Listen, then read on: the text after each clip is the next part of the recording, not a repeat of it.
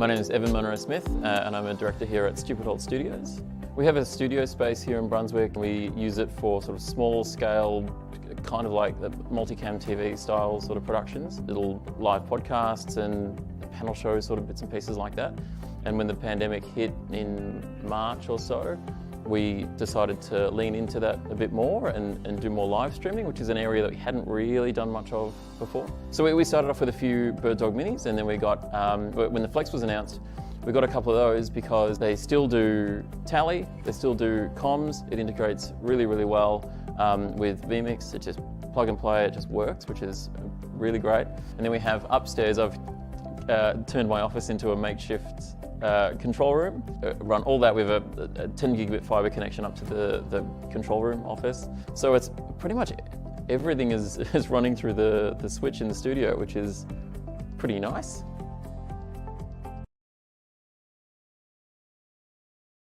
Hey, what's going on, everybody? It's always this awkward ending to that video. I don't know what it is about that, but anyways. How's it going? I am BirdDog John. Thanks for jumping back on our show today. Really excited today. Got a couple of guys that I'm looking forward to talking to. Can see you guys in the green room. Hopefully you're doing well. We'll bring you in just a second. In the meantime, though, if things go dry, we're gonna have a little snacks on stream today. So stay tuned for that. This is a mystery box, evidently, that Brayton, who is my unofficial Snacks on Stream manager, has put together. So I don't know what's in this box. And then he also gave me some sort of like energy drink that I've never heard of. Alani new Cosmic Stardust energy drink. So I have no idea at all. I brought coffee just in case, and yeah, we'll see how that goes. So it should be good. We'll do that a little bit later on, but yeah, we're looking forward to it. All right. Without further ado, let's bring in our friend Monty, who is down in New Mexico, back in his office at home. How's it going, man? Doing well, John. Doing well. Awesome. Glad to see you. It's cool morning this morning. It's actually 62 degrees here in Central Mexico this morning. Same here. Bust out the sweatshirt. It was like 57 or something, and I thought, oh man, this is like the fake fall, beginning of fall here in Michigan. Right. So absolutely. Yeah. Why don't you do me a favor and introduce our friend here who will bring into the stream, Mr. Nick Smith.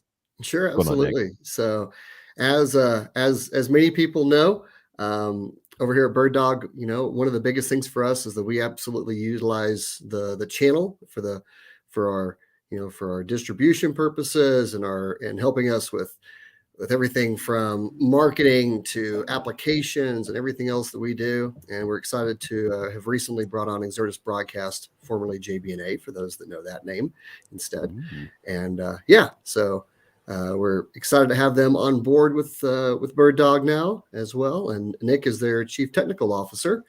Nice. Kind of the public face of JB&A / Exertis Broadcast in lots of ways for many years. Not afraid to jump on these kind of podcast things whatsoever. I'm just a big nerd. Let's be honest. Exactly. Fantastic, awesome. Welcome. You're in good company. throw me the toys. We want to play. Right. Mm-hmm. Well, that's awesome. Yeah. Well, thanks for coming on the show, guys. I really appreciate it. And we just want to. Well, it's kind of like the unofficial announcement, I guess. We don't use this podcast channel as a way to like announce new products, although we've done that a couple of times, and Eamon pushed it in marketing, and we had like 70 people watching one time, which was a record for us. But yeah, this is more of a weekly who's who type of show that we just bring people on and chat and see how it is that you're going to fit in. So. What's the official title? Technical VP of Technology is the one that's on my business card, but okay. God knows if anybody uses those anymore. Great. So. Yeah, well, they do it NAB, but we get stacks and stacks of them, and then we put them in a machine and get rid of the cards. So that's the only time I know of anyone ever giving out a business card. What's going on, Bugsy? Good to see you this morning. Thanks for stopping in.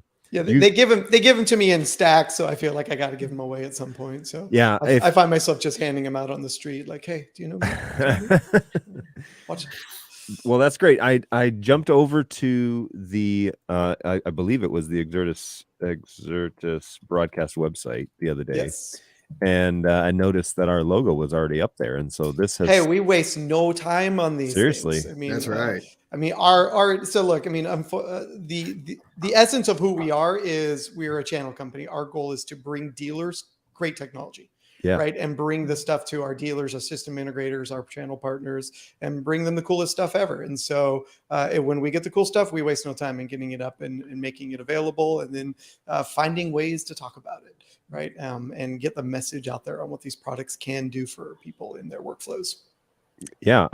That's that's super great. I'm really excited that you guys are on board here. I'm also really excited that you have technical people who can talk shop in terms of how it's supposed to be installed versus just selling the product and then hoping that the customer knows. So it's kind of funny. So we built our own TV studios many a year ago, and the concept was if we tell people you can use it to do this, we should be doing it ourselves. So our entire studio, kind of like Gen 1, was all based on our own product, right? It was everything that we were selling and we were telling customers to use and putting in those workflows. Because conceptually, we said, like, we can't tell you should do it if we don't do it ourselves, right? And we're not the first to do it. So, whatever the product is, we bring it into the lab first. We set it up, we configure it, we try to break it. We try to get comfortable with it, because in the end, my sales engineers, my team is going to be the one on the call with the dealer who says, I need to solve problem X. And we're like, yeah, we've done that. Hold on. Right. And here's how we did it. Right. And here's the products we use. So conceptually, our main goal is the Nerd Lab always wants to play with everything. We want to bring it in. We want to set it on our network switches. We want to figure out if it crashes the system and play with it, effectively, and then produce content with it. That's next. Yeah, that's I like that idea, because and that's literally how I got started at BirdDog. Is they brought me on as the support guy, and eventually I got all the products in my hand and was able to basically get very familiar with every single thing about all of them. And it was, there were only 4 or 5 products at the time, and so you spend a couple months and you get very familiar with it. But as the fleet grows and gets more integrated and complex, like, it's interesting to work for a company like BirdDog, because we make endpoint units, like, essentially, and the cameras are really the thing that we put a lot of the weight behind. And so you make these endpoint units. Well, they can integrate into various systems, dozens of different types of systems. And so it gets a little complex when it comes to support, because it's like, is the camera operating as we expect it to? Well, yes. Yeah. But then when we take it to the tier 2 and tier 3 of, okay, well, how is it integrating in with the system, and then is it routing through the system correctly, and so on and so forth. So it gets complex kind of quickly, but it's also been a really fast way to learn the product line, but also learn, like, how people practically use it. It's one thing to think of it in a shop as to, like, here's how I think customers are going to use it, but then it's another thing to actually witness and see, like, oh, there's an A200 hanging at an opera house, and this is what they use it for, type of thing. The question I always try to ask and answer is, it's less about what does the product do, what does it do to the device upstream and downstream, right? How does it interact with the things to the left and the right in the rack? Right. Those are really important, because those are part of the story in how a product is going to operate, right? Is what is the impact to the network? What is the impact to the switching software you're using, right? Depending on if you're an OBS fan or a vMix or a new tech, right? How do these things integrate and tie in? How does it work with my control system, right? Because those inevitably, from the systems integrator standpoint, our customers are trying to figure that out, because they're not out to sell necessarily the cam, they're out to sell a solution, right? And so we have to, and so for part of, when we bring things in the lab, it's okay, let's plug it into these different software applications, these different hardware applications. How does it work on a Netgear versus a D-Link versus a Cisco, right? How do all these things come together? Because inevitably that's the bigger issue. It's not, does the product work? Well, we typically know the product works. It's why is it working or not working with that over there, right? And those are the questions that we want to answer and ask, because inevitably our dealers, those are the ones that bring it to us with those problems, right? They're in the field, they've set everything up, and they're not getting a source in the monitor. Why? Right? Why? Well, let's talk about, like, I know the camera's working. If I plug an HDMI cable in it, I can see content, right? But it's downstream on that network on those other devices that we have to answer those questions. Yeah. And when we get into integration pretty quick, although, so when I first started on, I was like, so how do I not get into like the rabbit holes that this can forcibly get into? And we naively said, okay, well, we'll support the end, the end point. But then beyond that, they need to talk to the integrators and things like that. Well, the issue is that you get on a phone call and you fix the camera, or you figure out what's happened to the camera and you get it online. And then the question is, well, it still doesn't work downstream. And so in the nature in my brain is, well, I can't just let it continue to not work because the customer sees the camera not working. I can prove that it does work, but so those conversations happen kind of naturally. Now it's exciting that you guys have a test bench and kind of like a lab that you guys will set this up and see how it goes. Do you create packages so for your other product lines that you carry, do you create like package deals? Okay, we want to do 3 cameras and a keyboard. That's going to require this style of network with at least this grade switch or better. Like, do you have kind of like white pages that you use for that so that your dealers? Yeah, say, there was a time in my life where I put together like just amazing bundles, the greatest bundles on earth, and nobody ever bought them because in the end, nobody ever wants like the bundle. They want to piecemeal things together, right? They want to go, I need one of those and 2 of those, and this is the piece I already have. So we sort of like, we have bundles for a select number of our clients, like a couple of our bigger like DMR clients that they don't really have the technical expertise to ask the questions or define the overall solution. So they'd rather come to us and say, hey, it's a city council. What do we need to put in? Okay, here, we got that.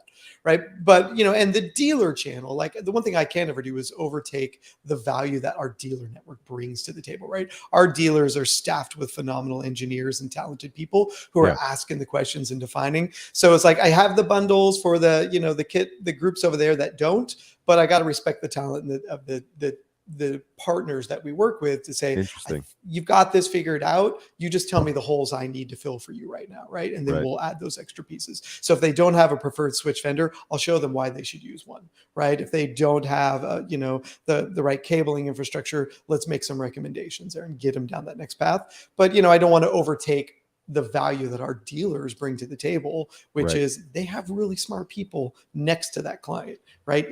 Down the street in the next building. So it's like, let's value them and bring their expertise into the story as well. Yeah. Nick, to your point there, the other thing that comes into that as well is who is working with the dealer, right? Because in a lot of cases, John, just like you're saying, there's a lot of ancillary parts to a solution that, that some of those may be a bigger ticket item. Some of those are many units of a smaller ticket item. But there are regional sales managers, there are consultants, there are, manufacturers reps, whatever else it is in the channel that's working with that dealer, and honestly, some of these deals, that all of us as manufacturers get pulled into actually started as a lead for some other part of the system up or down the stream. And we're all lucky enough to be, injected into that project at some point along the way, whether it started with BirdDog, whether it started with Netgear, whether it started with New Tech, whether it started with Atomos, whatever it was, like somewhere up or down that thing, and then they go, well, we don't make that part, but BirdDog does. And we end up, coming into it. So to Nick's point, I think it's also important just to understand that whole, and that's the whole ecosystem that we all that's part of that value that like we've always trained our sales team and our engineers to think about. It's okay. You're not buying a BirdDog camera to own a BirdDog camera. You're buying a BirdDog camera to produce a show, to get a message out, to stream your church service, right? You're buying that for a reason. That's the most important question that our team can ask. Why are you needing this camera? What is it going to do for you, right? Because that opens up the door to help them make a whole bunch of other decisions, right? And especially if we're talking with an end user, right? It's like, a customer who's the one who's actually buying it. And it's like, okay, well, what are you trying to achieve? Because now I can help you sort of open up the opportunity to say, here's what I know works best with that. Here's the software that might solve another problem you have. Here's a piece of hardware that might open up your eyes to do more with the camera than you probably thought was possible, right? By adding a few more things. So getting to the why is so important, right? And whether it's the dealer or the end user on the call, that's one of my favorite questions to ask. Why are you doing this? What's the goal? What's the plan? right? Because now we can introduce you to things that will take your experience with that camera and blow it up. Yeah, it's an interesting. I mean, I guess that it kind of shines a little bit of light as to why when I first started on, they would say things like, well, you know, let the integrator handle it. But what I was finding is the people that open the support tickets generally don't have an integrator. And so, you know, we got to get to a place where that, you know, we have the large installs and we have the, you know, the house of worship guys and whatever that all have the chain of command. And then from my perspective, it was like, it doesn't seem like anybody's got an integrator over here, because all the questions that get opened up are always about like, well, I bought these on B&H's website. It's like, that's, let me introduce you to some people, you know, like that is the danger of the internet, right? Yep. Reddit and all the other places where you can go ask a question and get an answer and then just run on B&H and buy it. Right. Yep. And the danger of that is you end up without an expert partner to hold your hand in the times that things are rough. Right. In the times when things don't work. And that's, you know, and we get those calls too. It's like, hey, I bought this thing on B&H and now I can't make it do what the website says it does. And I'm like, well, okay, we can help you get there, but you really need a trusted advisor, right? Everybody's got one. You need one too. Yeah, that's a great idea. That's a great thought, because you know, anyways, it's one of those things that you struggle with. Like, how do you tell people, like, hey, there are pros in the field that want to do this, and I realize that, and maybe it's a money thing, and maybe it's a time thing, and maybe they, again, the parts are marketed on retail websites like that, Amazon too, and a bunch of places where it's like, just click the buy button and then you can, you know, you should be able to plug it in and off you go. And it's like, well, it's actually quite a complex piece of equipment. And yes, you can click the buy button, but then like how is it going to integrate with your network? And so, you know, like you had mentioned before about like, well, what switches are you using, or do you have a preferred line, or like all those things start coming into play. And I'm on the support side, so I believe like the network is half the conversation, because they're network cameras. I mean, that's one of two words. It's the first step in the conversation. Yeah, exactly. Let's stop the other stuff and talk about your network for a moment. Yeah. There's the transport method that we have to really iron out and make sure it's ready to handle what it is that you want it to do. And there are options all over, you know, based on what you have available, or what your budget is, or what you're foreseeing your budget might be. But then there's this great, you know, this great kind of marriage between what we bring and what options we have versus what you can do or what you could do based on your installation. So it's been quite a journey I've been with BirdDog for 3 years. I did network before that. And it was, you know, bringing people up to that conversation and not allowing them to get frustrated in that conversation, but to like allow them to dream a little bit and be like, look, you bought a great camera, and now we've got to, you know, but your network, you're running on an unmanaged TP-Link switch. Like, you know, it's hard to, the guys on this channel would know that, you know, it's hard to drive a sports car with unleaded gas in it. It's not the right fuel. Hey, at least they have a switch. I can't tell you the number of calls where it's like, well, our Wi-Fi is really good. Yeah. I'm sure it is. Except on Sunday morning when you've got, you know, 500 parishioners checking sports scores at the same time, your Wi-Fi network's not as good as you think it is at that point. Yeah, right? well, so, and even that, it's like, we're not even talking about the same type of infrastructure, but yeah, it's like, well, at least you have a switch, or at least you have a starting point, but we got to get you to a place where you can handle like the sports car version of the camera. There were some interesting evolutions that we kind of watched during the pandemic, right? And I had customers who, for years, I had said, you know, you really should look at the cloud as a way to store content, move media, transcode files, this type of thing. And they're like, no, we're going to do it on-prem. And then I called them about halfway through the pandemic, like, hey, that cloud thing is really cool. And I'm like, yeah, it's sort of, but when people are forced through environmental exposure, so to speak, right, to adopt a technology, they tend to find the success, right, and they force themselves into it, and they fight to make it work because they sort of have no choice at that point. And the pandemic is as exciting as it may have been for some people, it was a pain in the butt for others, but it did force certain technologies forward. Right. And sort of thrust those technologies into the forefront and push adoption rates. Like I've got a couple of manufacturers who are like, yeah, our adoption rate, we oversold it during the early part of the pandemic, and our sales are going to slump because customers that wouldn't have bought for a year or two bought now. Right. And so it sort of created some really weird dynamics. But what's most interesting is like, when you look at something like NDI, right, you've got a church that, it's like, hey, we need to be up and streaming tomorrow. How are we going to do this? And I can't get a system integrator in here to pull a serial cable, let alone I don't know what a serial cable is, but I'm told I need one in order to make this camera work. You say to that customer, yeah, throw that concept away. Oh, and by the way, the SDI cable that you think you're going to buy in B&H, go ahead and delete that from your inbox. Yep. Right. And this concept that now I could guide somebody who, bought a camera and a Nook and downloaded OBS, right? And I could guide somebody through setting up a very complex operation through a remote desktop situation, right? And teach them how to become a broadcaster. I couldn't have gotten most of those people to that place before the pandemic, because they would have gone with I'm going to hire somebody to come in and pull a bunch of cable, and it's going to take months and all this infrastructure. But they were in a pinch. They were stressed out, and they needed to be online in 2 days. And we were able to get them to move to a technology that ordinarily they would go, well, that's not good for iMag, or that's not good for, the latency is too much. Suddenly that good enough is having a signal.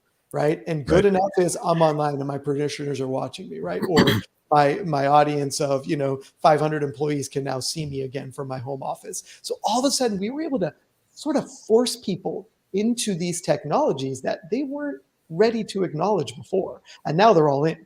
Now, like sort of taking the Panasonic road. Right. We're all in. It's like it sort of pulled people in. And it forced an evolution of the customer base. The technology was already there, but the customers are now, okay, we're here. We're in. We're doing this thing. And now it's like, okay, we're all comfortable. We've all gotten good. We're better at understanding network switches. What more can we do? What's the next, right? How do we now take this up a level and start to do even more interesting things? If you have a high adoption rate like that, then you run the risk of what about your stream is keeping people watching your stream, because the church example, which I worked with multiple churches to, get them kind of up to speed, 3 cameras and a keyboard or what have you. And then the question became like, well, what are you actually using it for? And as pandemic has basically tapered off now they're all asking those questions. Well, what are we using this for? And what about ours doesn't look like the big homogenous everybody else's stream? And so there's a big theological conversation that happens there with people in charge, but essentially it's like, what are you doing with it? The technology is here. It's able to help you with that, but now you need to have a conversation about, vision and what you actually want. Is your audience participating in your stream, or are they like, we have a very shell of a participation here, but we have a chat stream. I can bring those things in. Hey, what's going on, Brayton? Good morning, man. I can bring those chats in and interact with the audience in that way. So is that what we're doing, like a big Zoom call, or are we doing, it's more of like a show and you're looking through a window and you're seeing what's happening in the auditorium, or what? And so there's, again, like you said, that the technology is there to actually do these things, to make an interactive. I've seen churches that do interactive services that where audience members at home participate in the actual presentation and content that they're producing on stage by bringing people in on StreamYard or whatever. I know of a couple of churches that are flat out online congregations, and they started during pandemic, and that's how they do it. They just bring people in from around the world during their service, and they lead that portion of the service, and then it's back to the main room that they're producing it out of. And then, they do a lot of like small group congregations in the town. So people that are attending online can actually get together in a community format as well. But again, that technology has brought what traditionally would be come inside the walls, sit in the auditorium, that sort of experience, participate in whatever way the congregation is participating. And now through this sort of like new, it's not even new, but just through the avenues that we're forced to become the best they could be because of a 2-year pressure cooker situation where the world shut down, that blew up. And thankfully there were a few companies, BirdDog included, that like we couldn't keep cameras on the shelf, like they're going like crazy. So it's interesting. We penned an article kind of midpoint in the pandemic for I think it was Technologies for Worship magazine. And we were asking that question. Okay, you've got all this stuff. And, maybe you thought 4K needed to happen, maybe you didn't, right? But maybe you just did good enough, right? But why does it have to stop at Sunday morning, right? Mm-hmm. Why is it we're only focused on broadcasting our Sunday message? Why isn't the youth using it to broadcast theirs? Why aren't we opening it up for weddings, for car care classes? Like, you have all this technology. Yep. It shouldn't just be for that one phase, right? For that one opportunity. Mm-hmm. And this is sort of something we saw in the corporate world where, all the corporations had like, okay, we got one studio, we got 300 offices, but we have one studio. We produce everything out of there. And now they're starting to realize with all these remote employees, with all these people spread all over the world or all over the country that are working for them, we have to have more locations that can broadcast from. And so we've got one particular client, they're a financial firm. That sort of does some blast off into the sky type of things, but they have somewhere close to 13 studios now spread throughout the country because they've now realized that the inclusivity of getting all their employees connected who are now spread everywhere, right, needs to happen more often and more centralized, right? So they've spread all these production systems around. They're doing, Teams and Zoom and bringing people, from all over, but they're broadcasting almost daily from one of these locations to continue to connect and unite and keep their employees engaged and connected and ensure that training and messaging and all that. So they sort of took the concept from, and it was something we started toying with early on. It was like from boardroom to broadcast, right? Taking these old boardrooms and turning them into broadcast centers because nobody was going to go into those rooms anymore. Because they're all huddling in other spaces. They're working from home. So why not convert that space to a message center, to a broadcast center? Why not drop one camera or two camera and a green screen and some microphones, or just bring people in over team sessions and start broadcasting more often and making sure that you're training more often and you're communicating? Because the worst thing that can happen for remote employees is that they lose community and culture. Yep. Right. And how are we going to change that? Through this, right? Through communication, through video, through connecting together and getting more of the company message and medium out there. And so that's the sort of the evolution we're seeing on the enterprise, on the corporate side, where it's like, okay, we need to do more of this, not, just have one big studio. Yeah, I can attest to that. Maybe Monty can speak to it too, being way down in New Mexico. But I operated for like 18 months or almost 2 years, basically just as the only guy in the U.S. There was another guy in Kentucky, but again, we never really interacted or whatever. And so the only guy, and I'd meet with the guys in Australia. Now that's a totally other side of the world, so we would meet in the evenings and what have you.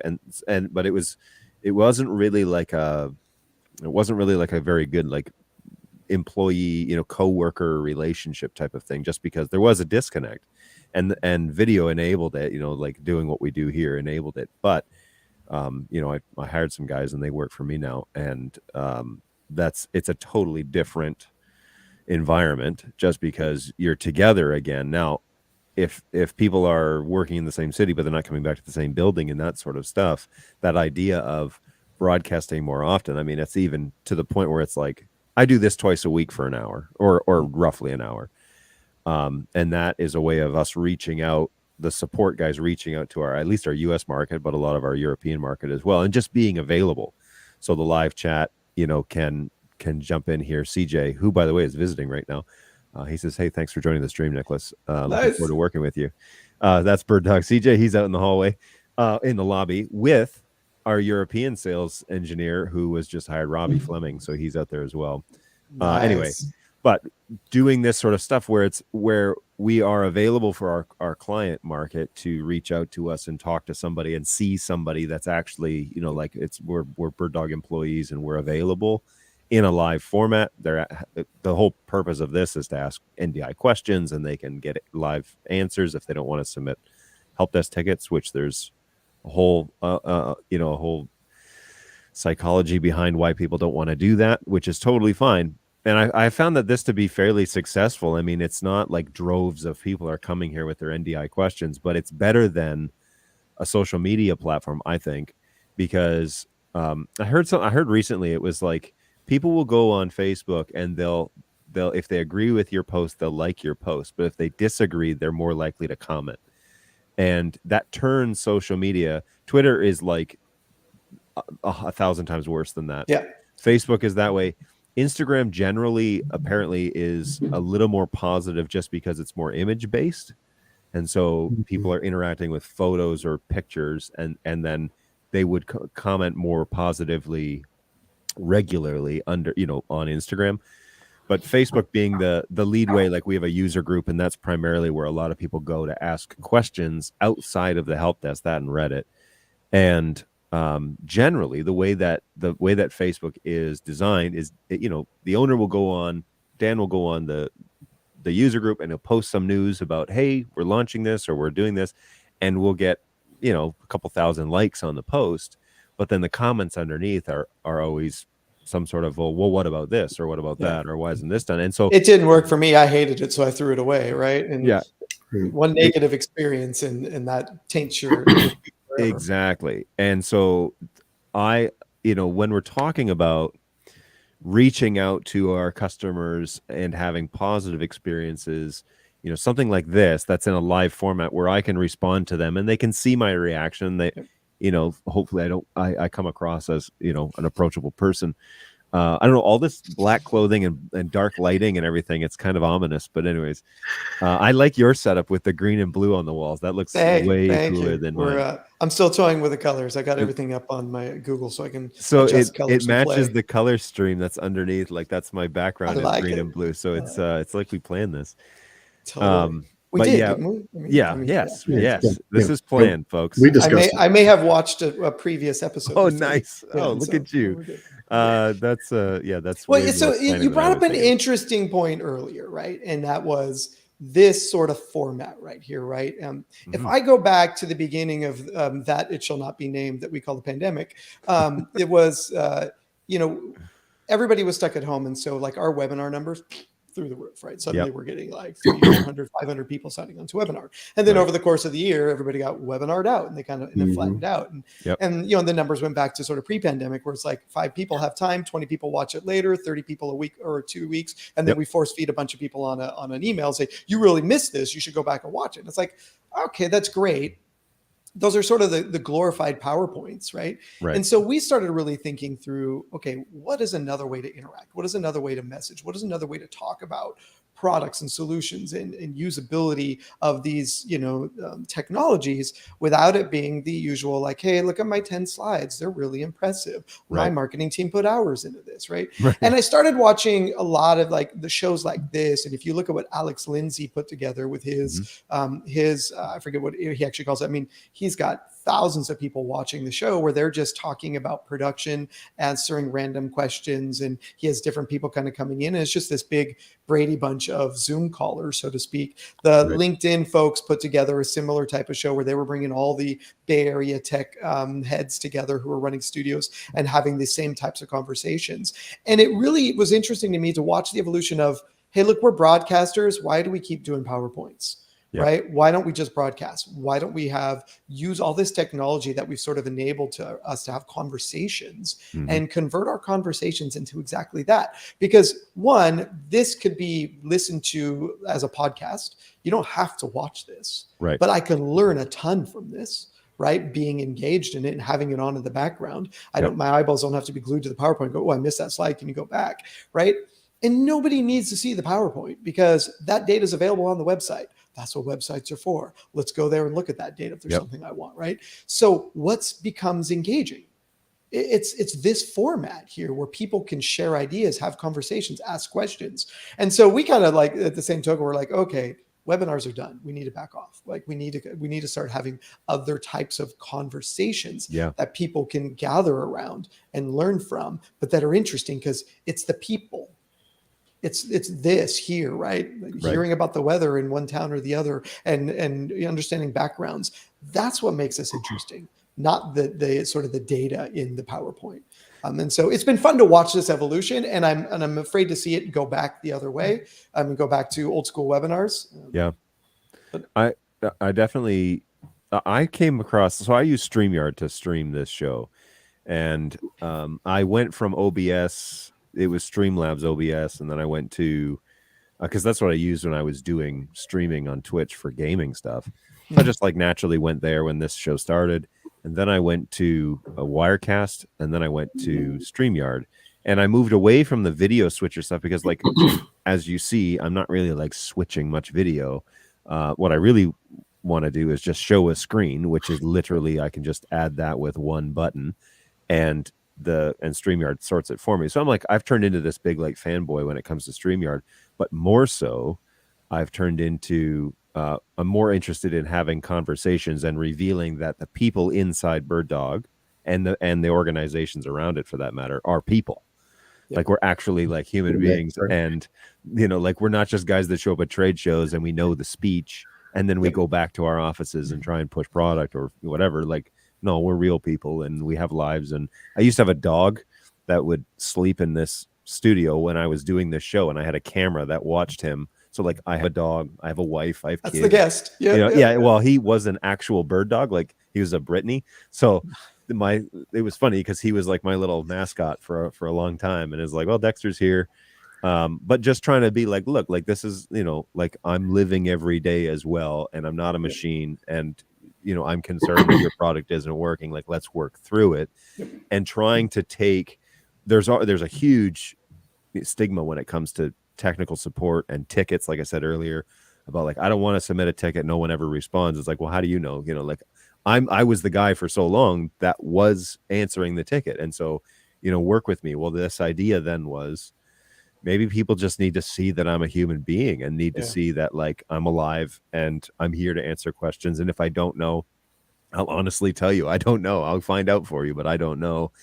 And it's changed. Like, we have really good response and a really solid group of users that are on that user group, that when a customer goes on there and is frustrated with something and tries to say negative things, there's always a group of people that are like, well, hang on, that's not my experience. Have you submitted a ticket, or have you talked to John, or have you gone to his show, or have you, like, what have you done to help yourself, instead of just throwing your hands up and saying this, I don't want to contact. Yeah, exactly. So I don't know. The jury is still out on some of this stuff, and there's been opportunities to kind of like let this show go away.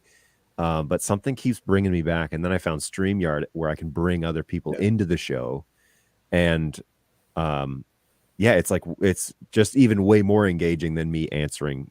And that changes the dynamics, right? It's my favorite podcast right now is All In, right? It's for institutional and seed investors that they do a split screen, 4 guys, and they yell at each other and talk about what's going on in the world. Right. And it's but it's engaging because you see sort of all of them all the time. Yeah. And you see their reactions, you see things that are problems between them and fights they're having. Mm-hmm. And so I'm always learning about the world and the world's economy at the same time, but they're engaging people. They're interesting people, right? And you wouldn't have learned that if it was a traditional webinar where only one of them spoke at a time, right? And or if it was Brady Bunch and they were 4 people underneath a big PowerPoint, you miss that. And so we sort of took that mantra with our podcast and said, okay, well, yeah, everybody can do an audio podcast. We want a video podcast. We want to put the manufacturers who we're out there working with, we want to put them on camera and ask them why did you build this? What was your goal for it? Right. What was there a customer problem? Was there a specific thing that happened? I don't care about the chassis it comes in. It goes back to the why. Why are you using it? Right. And so our goal was to get people behind the company, in front of the company, rather than the company logo being the only thing you knew about that company, right? Who are the salespeople? Who are the engineers? What makes this company tick? Because that's far more engaging. It makes me want to work with that company when I know the people there, right? Because in the end, we all like doing business with people we like. How do we get to like people? We do podcasts with them. We get on their StreamYards. We have lunch. We do coffee, right? And when you can't do those things, well, then you better meet in the cloud. Yeah.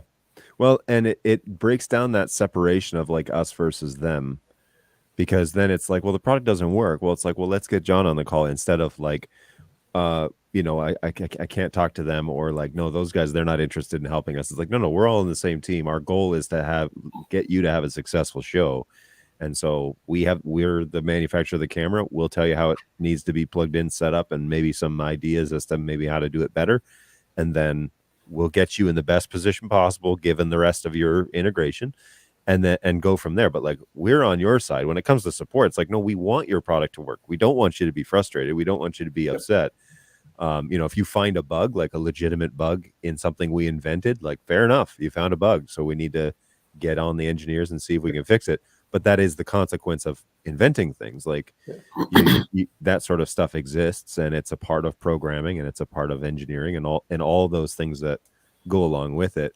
But people think that like when they have to come to a company and ask them how to do something, it's like, well, this wasn't easy enough to use, and so I want to get rid of it. It's like, well, hang on. We want it to work. It's actually highly complex. So you take a step back and let's walk through the process and the integration, see how it goes.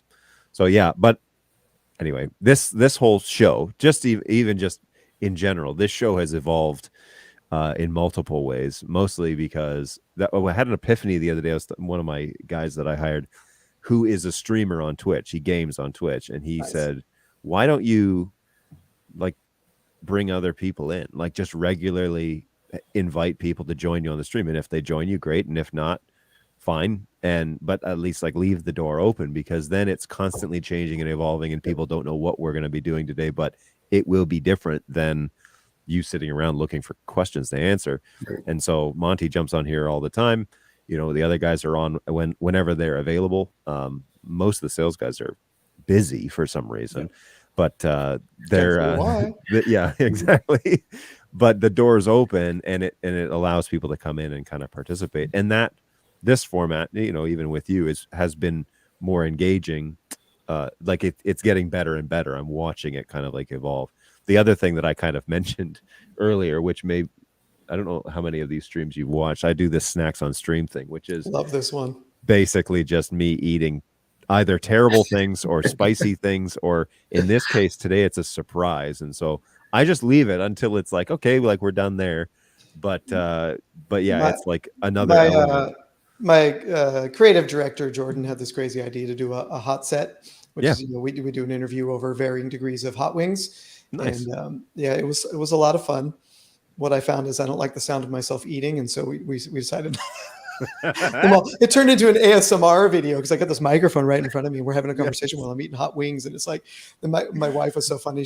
I said, "Hey, check out this new show we're working on," and she turned it right off. She says, "I cannot listen to that." There's our field test on that one. It didn't go so well, but we got to keep trying. We got to keep trying. We got to keep coming up with, because in the end, it's this level of engagement. Right. With the community, with the people, this is what they find value in, being fanboys in product. Right. We want to create an Apple-like community. Like, I mean, there's, people always tell you if they're vegan or if they're CrossFitters, right? Because they want you to know, right? I CrossFit, man. I mean, that's like great. You always know when one of them walks in a bar. So, do you think they're looking for others though? Like they're throwing that out there as like completely. Anybody else? Please, somebody understand the pain I'm in right now. Please, please. Yeah. So, it's exactly that, right? But we thrive on community, right? And so this concept of building communities around products, right, of the things we all love and use, and even if it's just production in general, building community around that, right?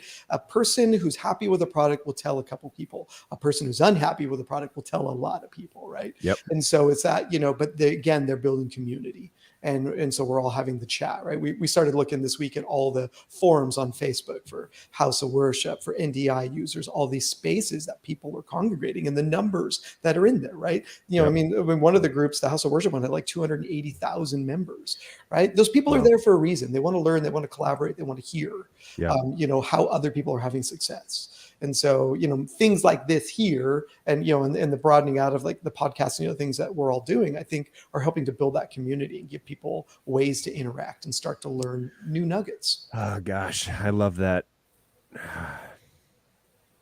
I love like having the opportunity to like sit down and think about, like, to dream about like, how do we do this better?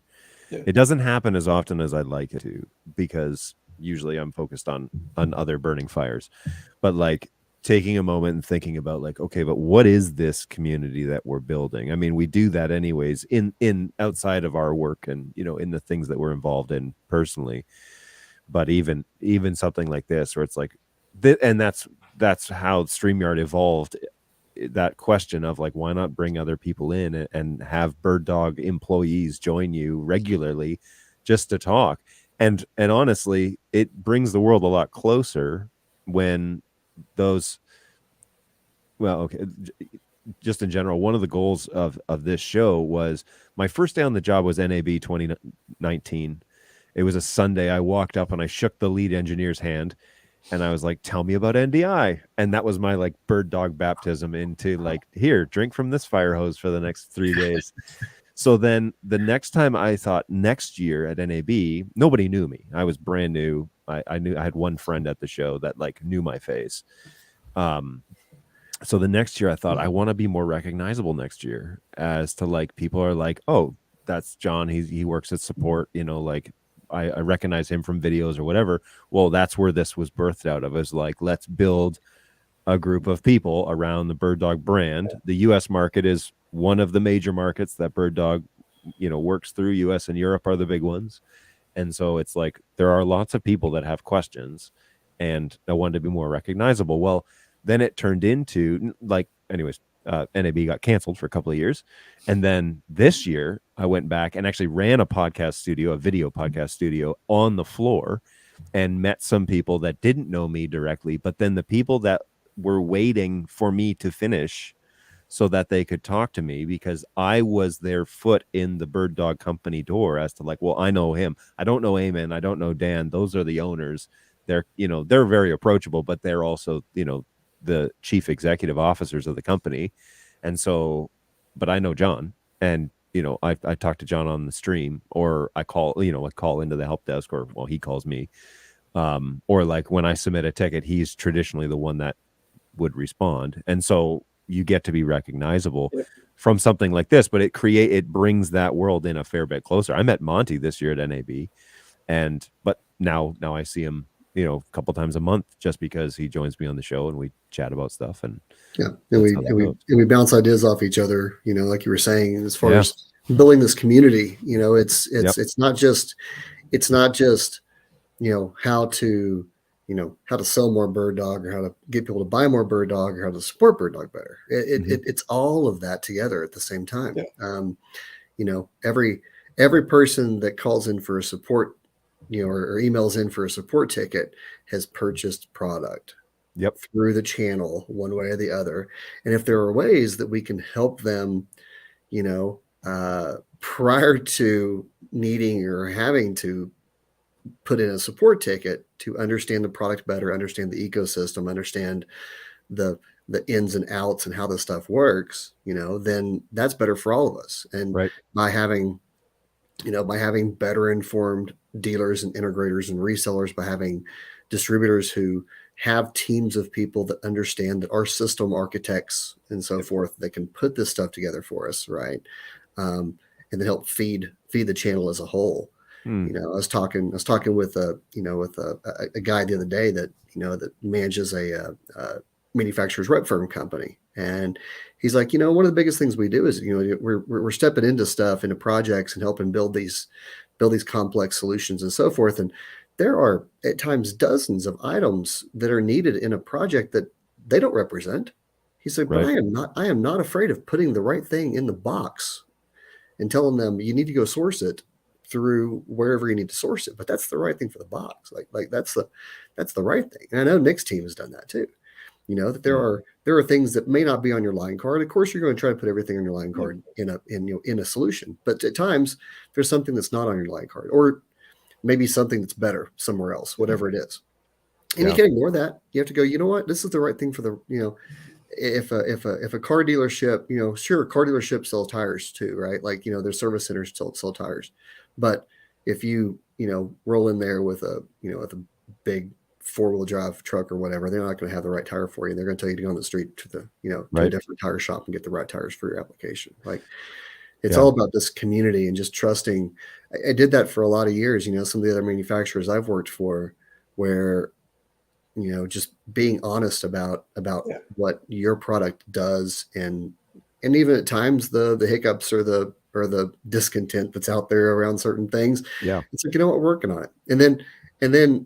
And then, you know, if you have that opportunity, you know, the last couple of years, we've not had that opportunity to sit down over lunch or over coffee or over a beer and a burger after work or whatever else, as much as we have in the past.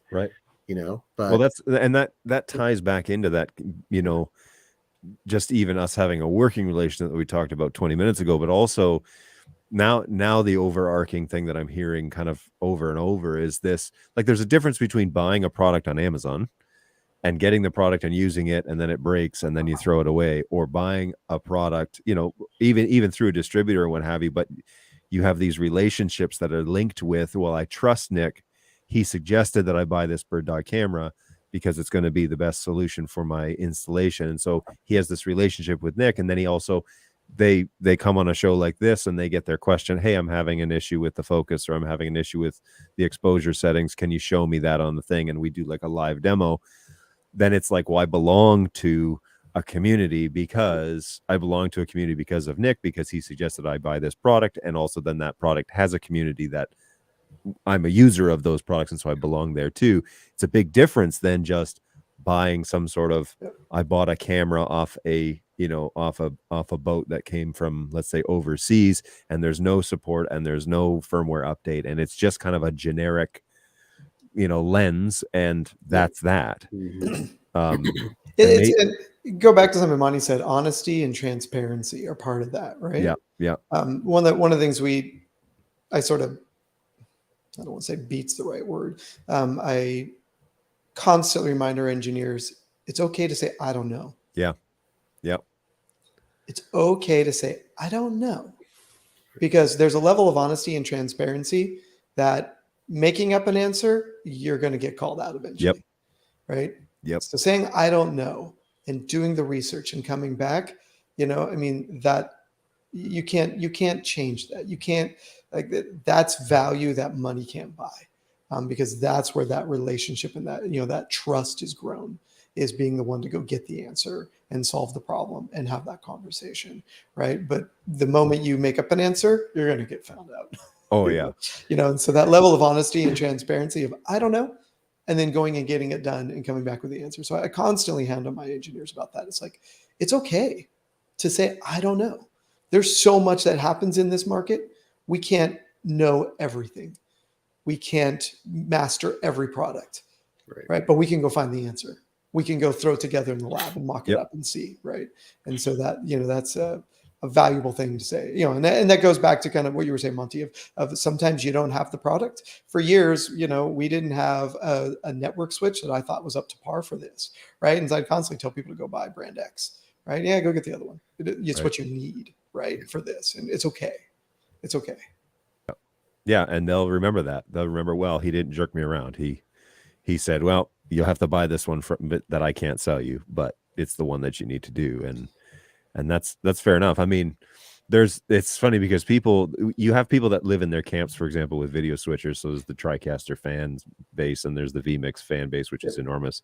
There's Wirecast and OBS and a whole bunch of others, and they like to advocate for them. Oh, I only use vMix, or I only use Wirecast, and what have you. And my thing with that is, like, look, there are solutions. These products are made for solutions for this, certain markets, and certain products are designed for certain markets, and some of them perform better for certain markets and some of them don't. And so, yes, you may like that product, but it's not going to fit the bill every single time. And if that's the case, and then internally I got to look, and it's like, look, maybe the thing that I'm pushing is not the exact right product for this customer. And maybe the best thing for them to hear is an honest answer about that, because then they'll remember, I can go back to BirdDog and trust them because they at least told me the truth. That's my motto with these guys is, look, support, it's a bad deal because people don't open tickets to tell you how great things are. People open tickets when there's a problem. And so whatever you do, don't lie to the customer, because once you lie to the customer, then your integrity is gone. And sometimes that's the only thing that's left in the conversation. Sometimes the truth is, you're right. You found a bug, or there's a problem, or your network can't handle it. Or, like, sometimes there's a hard truth that's like puts BirdDog in a bad light. But the only thing that's left in this conversation is, I can trust BirdDog because they just told me flat out the honest answer, and it made them look bad. So the next time I want to consider BirdDog as an option, I know they're always going to shoot straight with me. And when it comes to support, it's like, a neutral outcome is what we're going for. A positive outcome would be great, But generally, if people have problems, you fix it. Okay, great. Now it's working. That's the result. And that's what we go for. But if they're having a negative experience, well, then it's going to end on a negative note. You need to get everything you can out of this to keep your integrity in check, and also tell the truth. Mm-hmm. And that way they know the next time they come and talk to you, they're not also going to have to think, and is he lying to me? Or is he holding something back? Or is he coloring this in a way so that it's kind of true, but it's not? It's like, no. They'll appreciate it more if you just come at them straight and just say, look, here's the deal. Here's what it is. And I have to do that here sometimes live, which is a little bit unnerving because it's like people like, come on. They're like, I reported this bug 6 months ago. What's the status? And I was like, well, let's look it up. It's like, well, truthfully, it's on a list of things to be addressed, but that piece of hardware is not going to be updated for another half a year or something like that. Like, that's the reality. It's not what they want to hear, but it is the truth, which is the best thing they could hear about this situation. That's right. Yeah. So anyway, it's interesting, when you start to really step back and you see problems arise. Like, one person may have a problem with one feature, right? It's not working for them, but then you look at the global scale of it, and you're like, I got one complaint on that. It's right. Like, and it's like, and you're the only one. Can we come up with an alternative way to solve this problem? Because I can't throw the entire dev team to solve the problem for one person. Right, and you have to constantly remind yourself, and this is that Facebook problem we were just talking about, where people comment negatively but they'll like the picture. It's like, you have to look at things. I'm constantly asking my boss and the sales team for the sales numbers. How many products are we selling? Because we don't know. All we see is, well, I've got 6 tickets and 3 of them are about this one product. Like, maybe there's a problem here.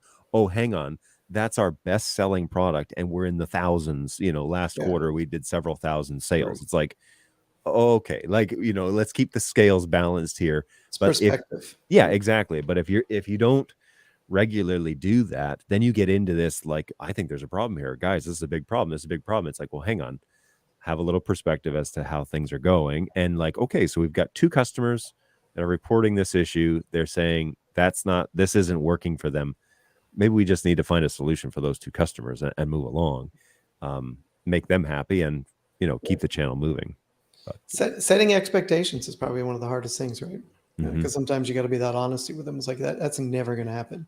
You're gonna have to let that concept go, right? Or go spend a whole lot more money to do it. It's expectations.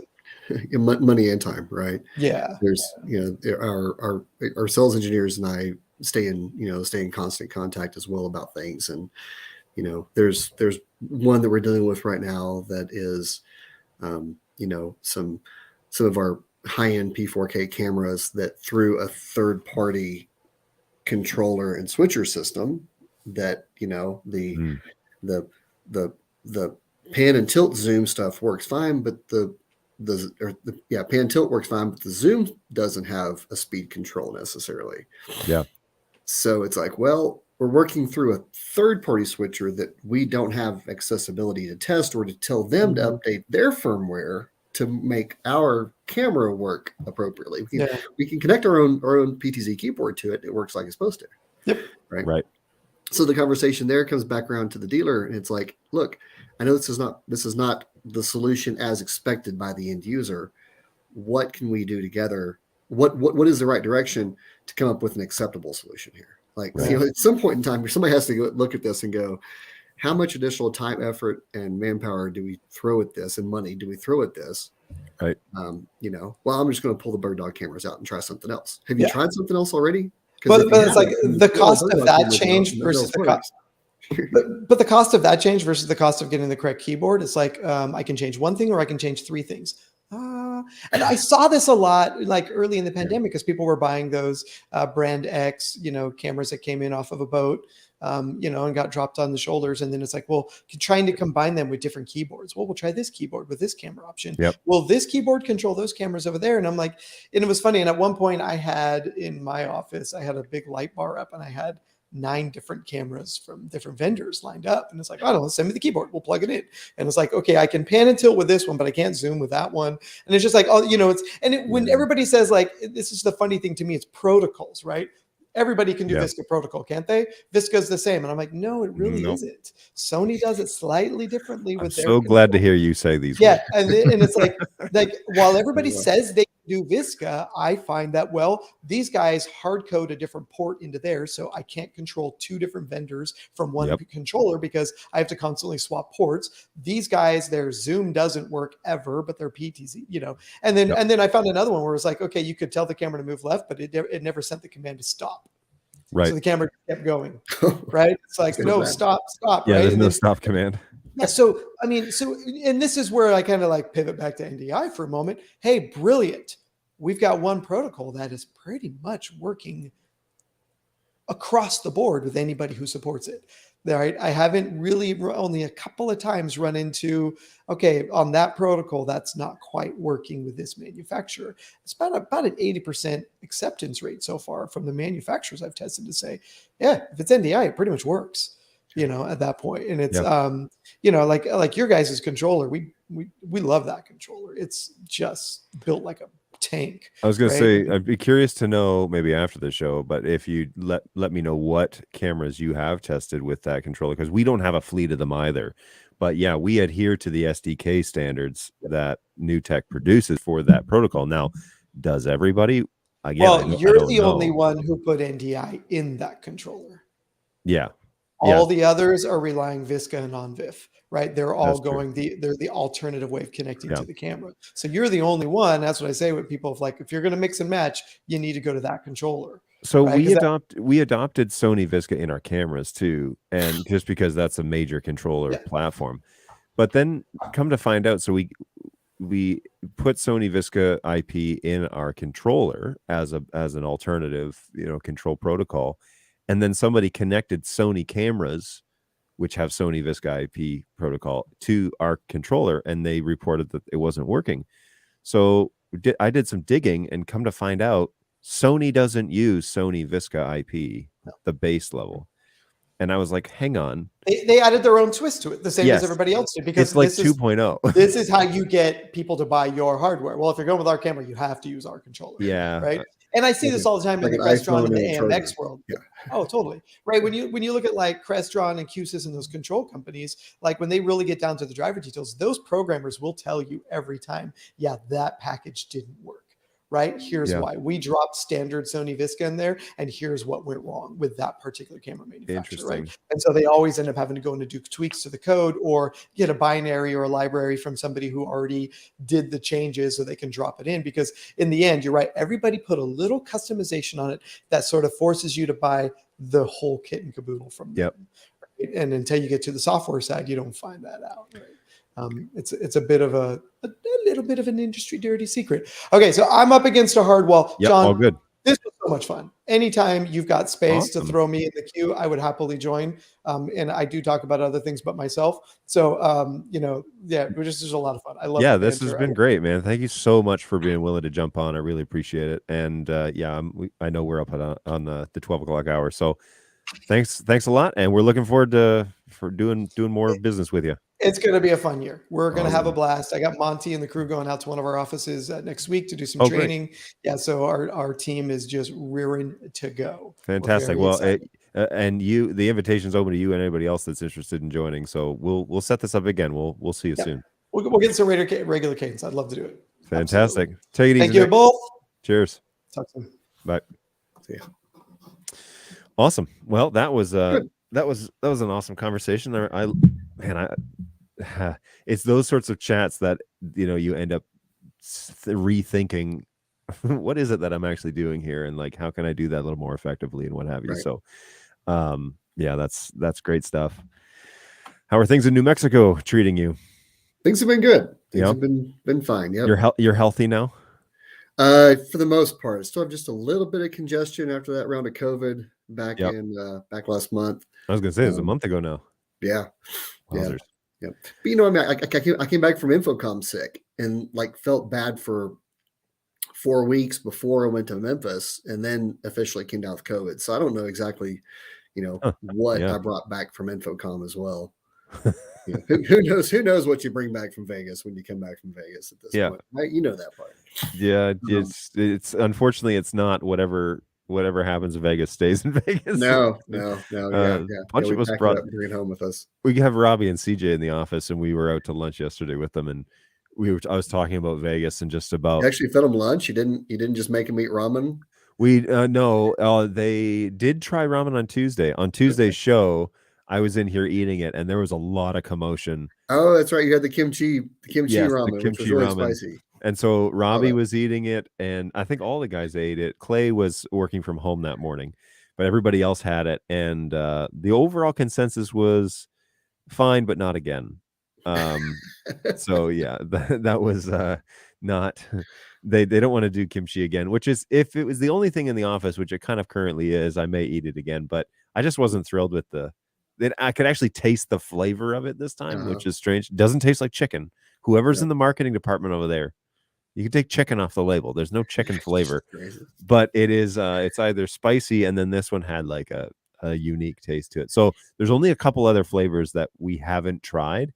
There's like a tomato paste one, like it's almost like a spaghetti style. Strange. So we may have to grab that one. And I heard rumors that there's a 3-time spicy. However, it looks to be a limited edition, and I don't think you can buy it for less than like $50 or $60. And I'm not that committed to it. So I may try and somebody out there like finds one box of it at a Asian supermarket place, and then takes it and sells them on Amazon for 5x the cost. Well, then there are these other ones that are out there that we looked at on Tuesday that were very, like, the labels look really sketchy, and I don't know. I don't know if I want to go down there. It was suggested that we do like hot ones, like wings, like a okay, let's graduate.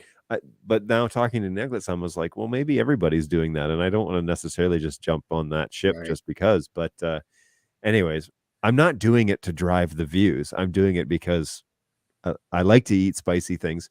Yeah. We did notice. So Brayton came into my office yesterday, and he was like, so I went home and went to to hang out with some friends, and they were serving tacos or something. And he's like, and they had fresh cut jalapenos. So he's like, so I just put some on there thinking like, all right, let's spice it up. And he said, I ate that and I couldn't, there was no spice to it. And that Tuesday night, I went home and made tacos with my family, and also went out to my garden, got 2 big jalapenos, cut them up, couldn't taste the spice at all. Right. So I think something happened, like that kimchi, like destroyed our ability to taste spicy food, at least for 24 hours. Because then he came and said that to me, and I was like, that's the exact same thing that happened to me. Is I couldn't taste, I could taste the flavor of the jalapenos, but not any of the spice. So anyways, interesting. Yeah, it was a very odd thing. And to me, like jalapenos have, there's such a range, every once in a while you get one that just lights you up, and the next one tastes like a bell pepper, and there's no consistency to them sometimes. Yeah, I wondered if that was the case. But it was like I could definitely tell that it was there, but I just like, it didn't hurt me like they normally do, and I wasn't disappointed. That's fine. I don't necessarily have to just light up every meal, but definitely I think this ramen stuff is changing my tolerance level. Anyway, I hear you there. Yeah. Hey, what's going on, Phil?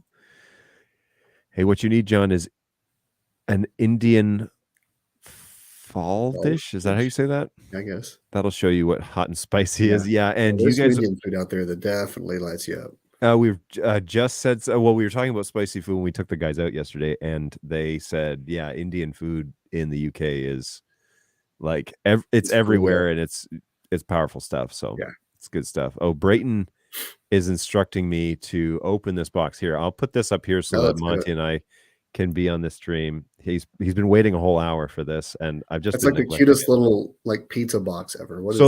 These are the boxes we use to ship like small stuff to customers. Just little accessory parts and pieces. Loud.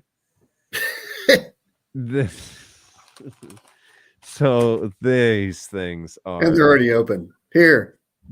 Have some nasty fish snacks that seriously black and these are, oh jeez, oh god, it stinks. It's black licorice is what it is, and I hate black licorice. I am not a fan either, because it doesn't taste good.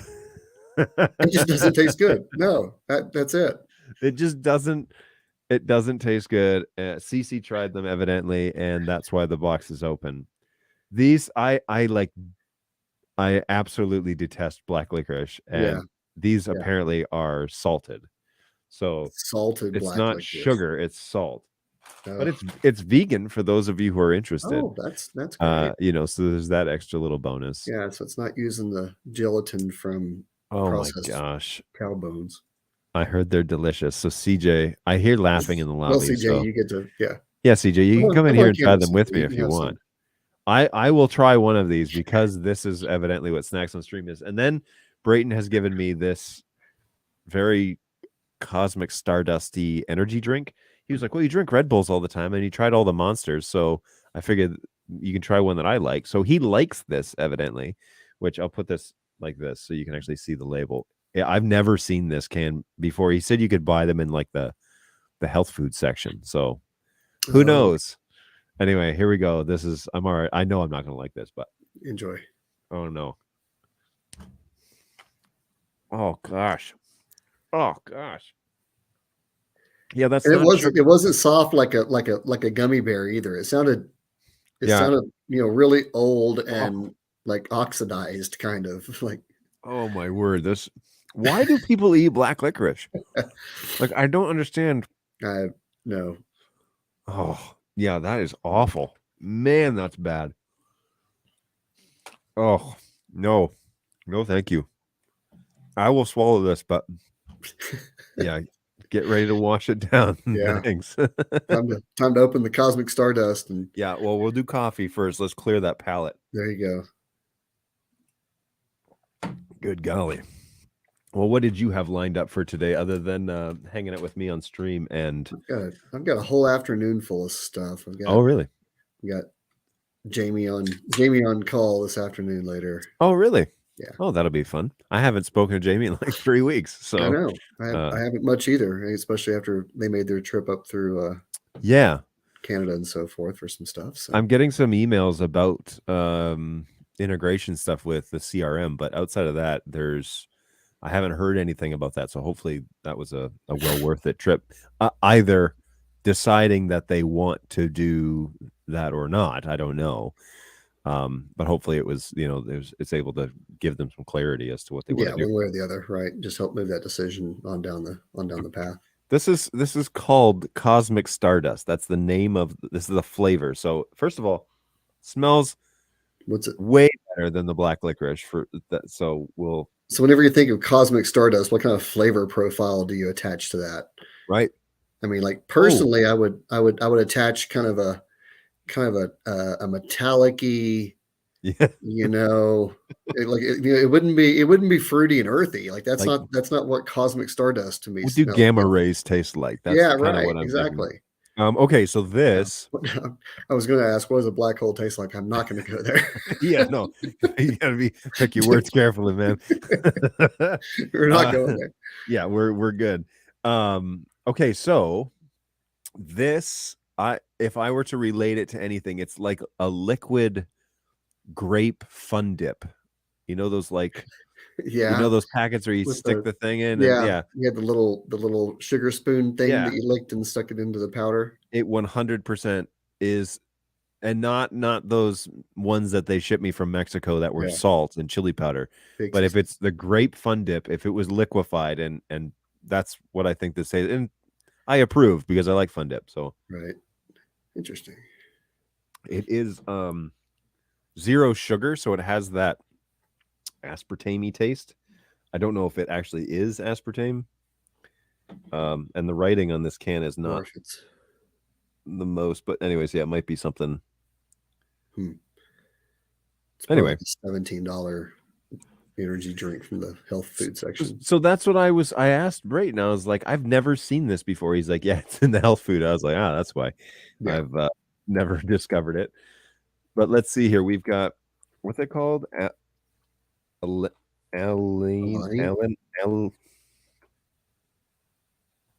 Anyways, whatever. It's a pre-workout drink. Oh, energy drink. There it is. Okay, so let me throw this up here on the screen. I don't know what that advertisement is. Oh, I guess that's what that is. Oh, here we go. So you get a whole case of them. What are they asking? 20. Okay, so that's a 12 for $27. Yeah. So it's about average. It's like monster $1.25 price. piece or so. Here, one-time purchase is $30. Okay, so Cosmic Stardust. You can order them on Amazon if you were so inclined. You can even get them on Subscribe and Save if you were addicted to them. I don't know if I would get addicted to it. However, I like it. I mean, I like the taste. It's actually quite good. So I don't mind. You can also get them on the GNC website, evidently. So Pixie Sticks. That's a correct assessment. Yeah. Pixie Sticks would be a good idea, a good comparison. Awesome. Well, we've had 0 NDI questions today, which is fine. I noticed that. People just saying, hey, how's it going? I need to shout out to Ben. Hey, good morning. Glad I could join today. What's going on, Ben? Good to see you. And Bugsy'd had to peace out to a meeting, but all good. But yeah, outside of that, it's been pretty quiet in the chat, but it's always good to talk. So now I'm like, all right, I'm wondering if there's maybe I'll bring this up when I'm in Australia, but it's like when we do product launches or we do like announcements, like if Dan does like a firmware announcement, maybe we should just have him come on a thing like this and we just talk about the changes instead of it being like an infomercial or a webinar. Absolutely. Like what Nicholas was talking about, instead of it being like a one-way street where they're like reading the chat or whatever, but like here, sit down with BirdDog employees and maybe even distributors and whatever, and talk about, all right, we just did this update. Here are the things, and we're going to show you how to use it or whatever.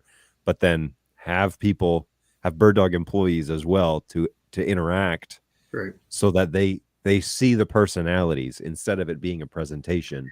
They actually see the personalities at play. Yeah, and I think one of the things there that I'd like to see would be to have a little bit of pre-explanation of what we saw in the market, whether from an application or a problem that existed that we needed to that BirdDog could be a solution for. An absence of a functionality in the market, right? Like, oh, that doesn't even exist anywhere, but yet we could build the thing or the firmware or the update to make it happen.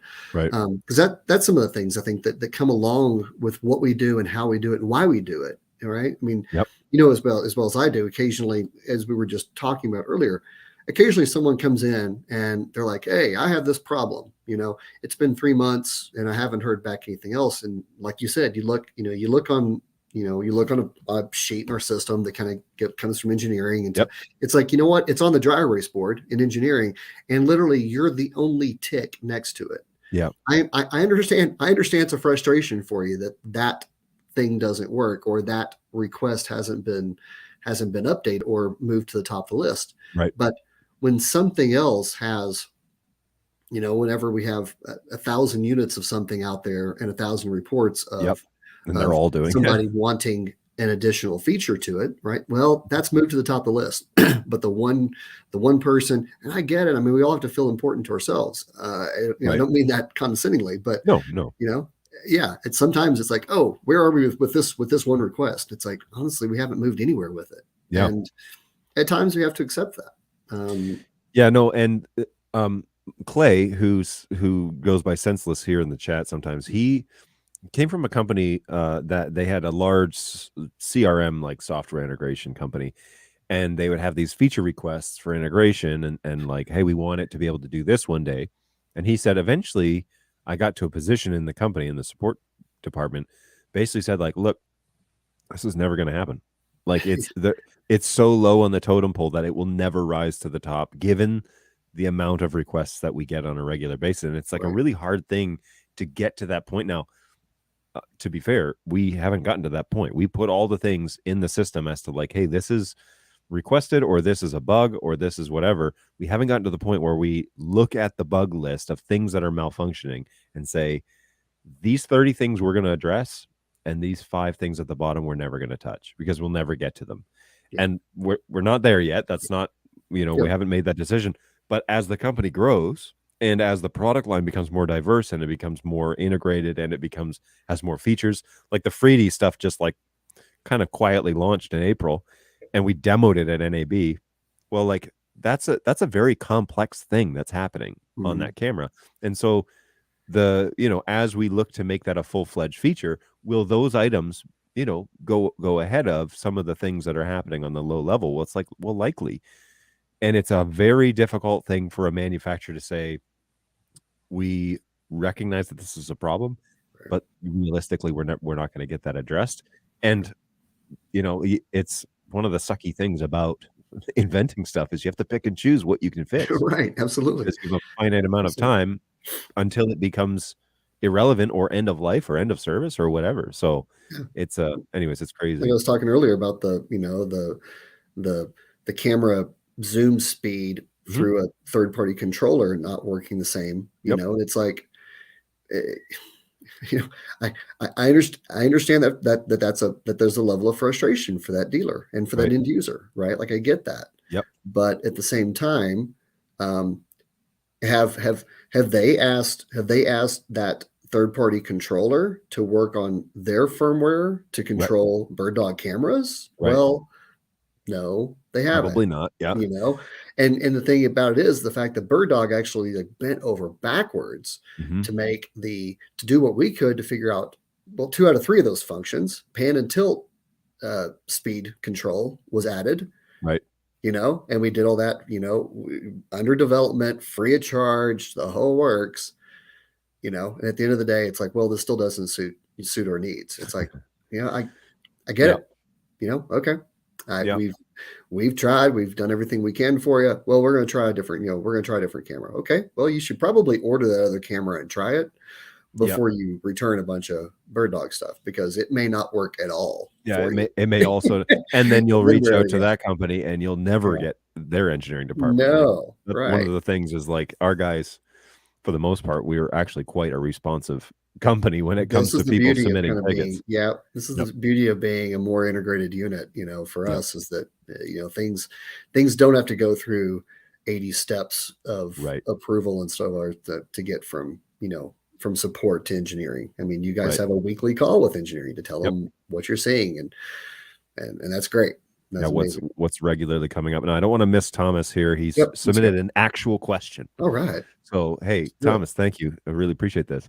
I have a BirdDog P400 P4K, and when I have it set to output 2160p 2997, output HDMI, it always quickly switches to 1080p 2997, no matter what monitor I connect it to. Okay. This actually should be fairly straightforward. On the P400, the default dip switch on the back needs to be dialed over to 4, and then you need to change the resolution to your desired resolution inside the web UI. Okay, so it's a unified system. You don't need to do anything with the dial switch on the back. That needs to be in the max resolution, which is position 4, and then you change the resolution, your desired output resolution for the camera in the web UI of the camera, and then it should change all the outputs, SDI, HDMI, and NDI, to that desired output. So if you're going for 2160p, there's a good chance that you may be dialed to the 1080p setting, which I think is position 0. But if you change it to 4, turn off the camera, change it to 4, power on the camera, go to the web UI, and then change your resolution to 2160p 2997, then all your output should be set to that. But you have to set the dial to default, which is the maximum resolution the camera can do. If you change that and throttle that down, it tells the baseboard before the NDI chip to change the resolution on the lens, and you don't want to do that. You want the NDI chip to control everything, and so change your max resolution, which is the 2160. I actually think it's 2160p 30 is the max for the P400. I actually have one here. Here we go. AV setup. I was monkeying with the color on this one. Yeah, so 2160p 30 is the max, and I believe that is dial 4 on that camera, and then. So power it off, turn the dial to 4, power it on, and then go to the web UI and change it to your desired resolution. If you're running NDI 5, the latest version of it, you want to go to log in. So go to the dashboard, log in, click on AV setup, And then on the bottom of the encode settings, the third last line, it says video format, and you can change it to your desired resolution from there. Definitely using position 4. Okay. So I would power it off then, and then power back on, and then go to the web UI and see what that's set at. Because if it keeps changing it to a resolution that you don't want, one of those two fields is set wrong. And the dial on the back doesn't communicate to the NDI chip. That's a manual switch that changes the programming on the OSD level 2 of that baseboard. So it hits the lens, goes to the baseboard, and then it goes to the NDI chip, and then out the port. So we want to change the last piece in the chain so that it changes everything all the way up. So yeah, let me know. As he did say, definitely using position 4. So yeah, let us know what happens. But really appreciate you asking an NDI question on the NDI support show, because that's what we're here for. Good stuff. And thanks for joining us over on YouTube. For those of you who are keeping score at home, BirdDogJohn.tv, which is a redirect, is provided by Beep Chirp, who has helped us out in numerous ways, including sending us ramen. But he gave us a DNS redirect so that if you go to BirdDogJohn.tv on any web browser, it'll take you to my YouTube page. Hit that subscribe button, like the video. Anyway, I don't know, not working the YouTube algorithms, but if you want to just know where the show is generally hosted, it's there. And then on Twitch, I go by BirdDog John on Twitch as well, which used to be our primary platform, but not anymore. So we're there. He says, I'm having trouble getting to the UI of I'm having trouble with getting the UI connected to the camera. Okay, so inside Google, the easiest, most straightforward way to do this is either inside Chrome, Google Chrome, punch in the IP address of the camera, make sure you're on that same subnet of that camera, and then it should take you to that web UI. If not, then open Studio Monitor, which is a free program from ndi.tv/tools. And they can actually, I can do you one better here and throw. Oh, I don't have that as a banner. ndi.tv/tools. I should definitely have that as a banner. Boom. Is where you go to download Studio Monitor, open the feed in Studio Monitor, and then when you're looking at the camera in Studio Monitor and on a PC, on the bottom left-hand or bottom right-hand corner, there's a little gearbox. If you click on that, it will take you to the web UI of the camera. And if you're using a Mac, you can also download the Mac tool set. They just updated that tool set, and it's a lot better than it was. So bravo, NDI, if you're watching. I know you probably aren't. If you go and you open the camera, open Video Monitor, go to the top and click NDI, select the camera from the drop-down list, and then go back to that toolbar, and I think it's under Settings, and it says Device Web Page. If you click on that, it will take you to the web UI of the camera. That's the two ways to do that if you're having trouble getting to the web UI. Boom, Balu's on it. ndi.tv/tools. There you go. For those of you over on Twitch, you could click that link. So yeah, hopefully that's helps you kind of get things squared away. If you're not on the same subnet, you're not going to be able to get to the web UI. That's a catch. If you've got 192.168.1 upstairs and you're on 192.168.7 downstairs, you need to get on the one network. So get on the same network as the camera. 22255, because that is the way that the default settings are for NDI, and you'll have to adhere to those things. But that's the only other reason why you wouldn't be able to pull up the web UI in a browser, is because you're on a different network. Awesome. Well, hopefully that's helpful, Tom.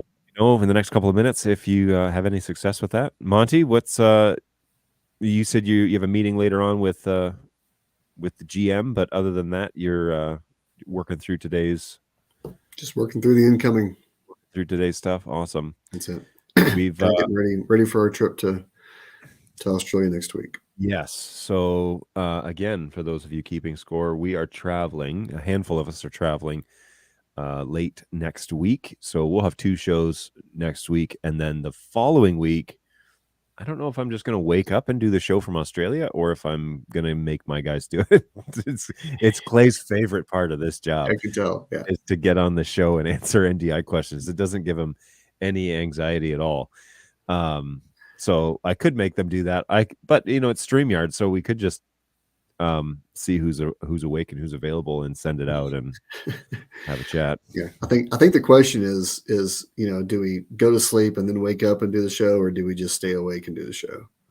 Yeah, I mean, that whole week is going to be. We're there for pretty much a whole week. And yeah, who knows what the schedule is going to be for those days. So I haven't seen any sort of tentative.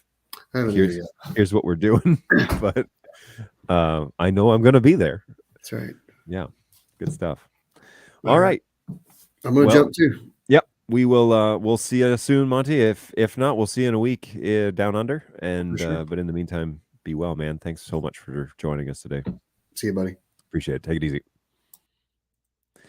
All right, folks. Well, that is the whole kit and caboodle.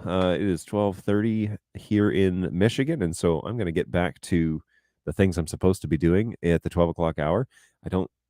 I know I have a meeting this afternoon with a client, but outside of that, I think we're going to be doing some training with the 2 sales guys that are here in town. CJ flies out tomorrow morning, and then Robbie flies out tomorrow night. So we'll have one more day with Robbie, and then that'll be that. But yeah, in the meantime, enjoy the remainder of the week. It is already Thursday, thankfully, which means that this is the last show of this week. But if you have questions between now and next Tuesday, hit us up at help@birddog.tv. As always, my fantastic team of agents and product experts are awaiting your requests. They can certainly give you a hand with whatever questions that you have. So reach out to us at help@birddog.tv. Yes, it will open a BirdDog ticket with my support team, but they're all humans and they're all great people, and you will work with you to try and figure out what is going on. Otherwise, if you just absolutely cannot do the ticket game, then meet me here on Tuesday, Thursdays from 11 to 12 and drop your comments in the chat, and we can certainly answer your questions there live, especially things that aren't, super time pressing. Be happy to discuss things. If you're planning out your NDI system, if you want to talk about options with BirdDog, if you want to talk about how you good, better, best ways of designing your network, I'm game for all of those. And so come back on Tuesday, Thursdays from 11 to 12, and I'd be happy to answer those questions for you. But in the meantime, take care of yourselves. Be well, stay safe, do all the things that you're supposed to do, and try and get your work done. And we will also do the same here. Let me line up one last little outro. And yeah, we will see you guys next Tuesday at 11 o'clock. That's the plan. Stay safe, stay well, and we'll see you soon.